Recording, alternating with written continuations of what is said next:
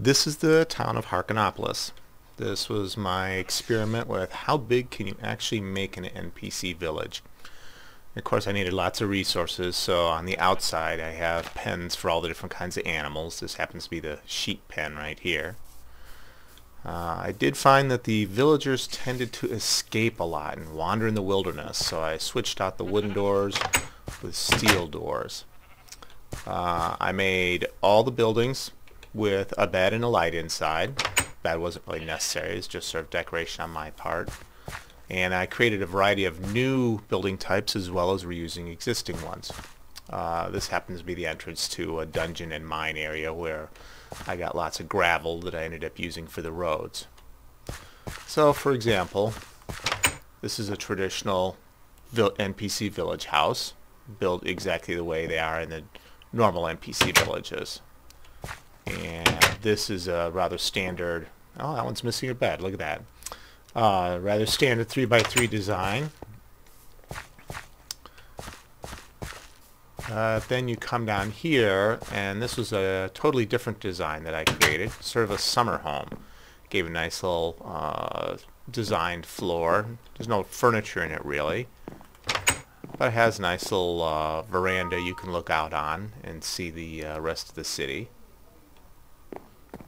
There's about 100 buildings in the city.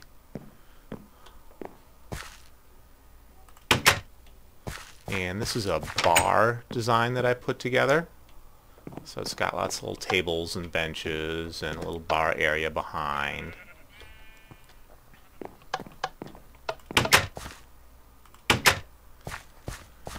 if we go back along in here, I called this the Four Lakes District because when I started this town, there were 4 natural lakes in this flat prairie area. I tried to keep the lakes as pristine as possible. I tried not to change the landscape if I could. There are a few places obviously where I had to. This is another new design. It's sort of a dock themed up on stilts house. The interior is a simple 3x3. And I put together some row houses in some places. So these are rather standard design, but they use the birch logs instead of the oak logs. And this right here is a bank. So you come in and you can see the teller windows. If you go behind there, there's a desk area. Those are the teller seats, and there's a vault with chests inside.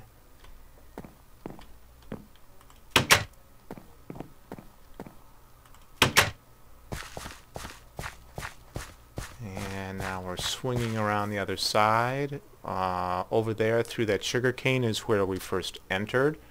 So this is the lake area, the biggest of the 4 lakes. Put a little fountain in it.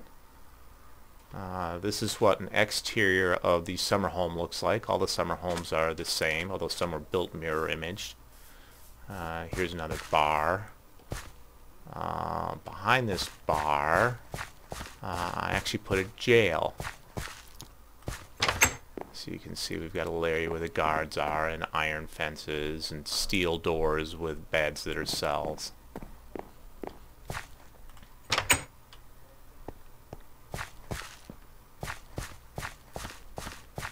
And here you're starting to see some of the villagers. It turns out the villagers tend to cluster all in one corner, no matter how large you make your town.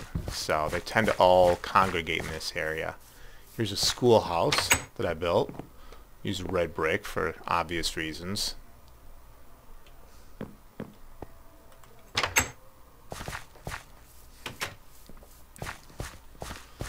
And some more standard buildings, and behind them some more row houses.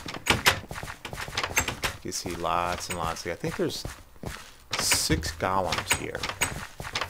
Now we're entering the old quarter, and I named it this way because it's where the original buildings for the original village were. I no longer remember which buildings exactly were truly original, because I did add a number of buildings in here, but I do know that this blacksmith shop was original and the church was original. So we'll swing around this direction. This is an original road right here because I tended not to make them that tight. But like that building up there is new. I added, for complete resource purposes, a couple of jungle trees with planted cocoa beans. We're going to take a quick detour into this sector. That's just a standard building, but I did build a large church and a somewhat unique home as a parsonage. So it's kind of got a standard shape to it, but it has a little front porch here that you don't normally see. If you go into the church, this is the Church of the Nether. This is where I put the nether gate. Of course, there's a nice little pulpit you can preach from. Balcony, there's a carpet of illuminated pumpkin heads. Second floor, and there is a belfry, so you can go all the way to the top into the belfry. There's a window in that particular floor.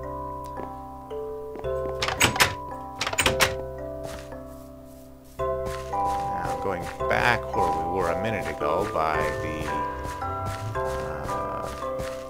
cocoa bean tree, planted some netherwort. These are rather standard buildings here.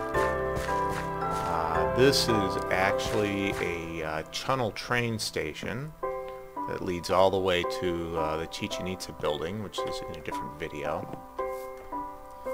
In the back here are more of the row houses. Now we're back into some original buildings. This is an original build. The well is original. This is an original building. Back here, these are new buildings. This is a library. It's a huge library, at least for Minecraft. As you can see, there's bookshelves all around and places for people to sit and read. As well as an upstairs balcony.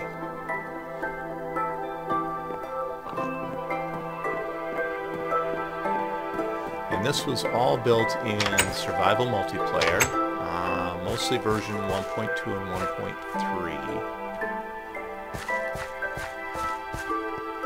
And then oh yeah, there's a huge roller coaster which is featured in a different video. And the last thing we'll look at is the Chapel on the Hill, which this is an original building, although I added the nether chest. And from up top here, we'll be able to see the rest of the town laid out before us, except for the big tree lot in the way, just before the sun sets. And the whole thing is walled in. And that's Harkonopolis.